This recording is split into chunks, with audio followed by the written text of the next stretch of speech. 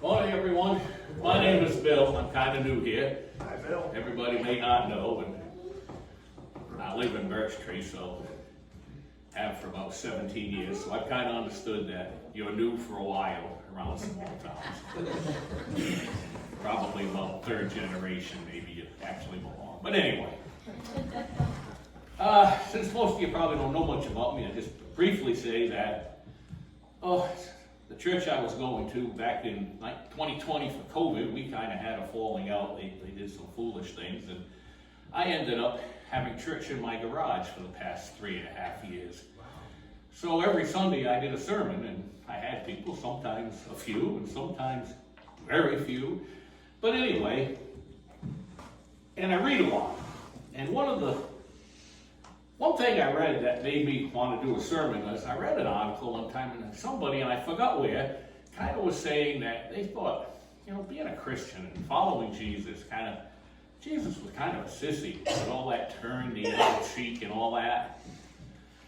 And I thought of that, and I said, man, this guy doesn't know. You don't know. Let me start off by saying, no, he was not. Calvin talked a little about how he went to his death for us, and he didn't have to. He was God. At any point, he could have said, no. And of course, then it all stopped.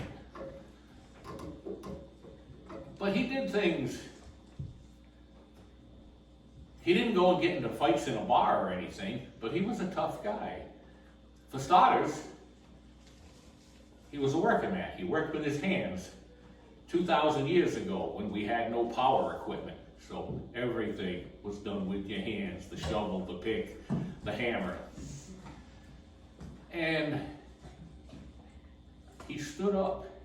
I don't think people often realize who he stood up to. Those Pharisees and Sadducees were really the life and death power of his time. It's much the same as you or I going to Washington and heading up to the director of the CIA and telling him, man, you are a dishonest dirtbag. You can imagine how that would go over, about as well as it went over for Jesus. And yet, he did it. Didn't even have to think twice, he did it. And he knew, when he did it, what the consequences would be. Again, he was God. He knew where this was all heading.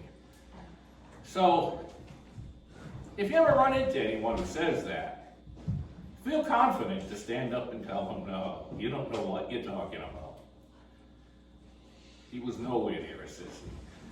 And that whole turn the other cheek, that takes strength, not weakness.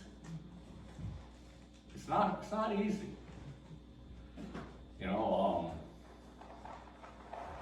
It's easier to lose your temper quickly when somebody goads you.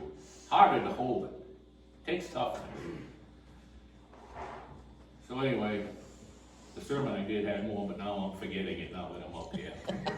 But anyhow, I just want to make sure people realize that everything he did, it took a lot of courage. Thank you.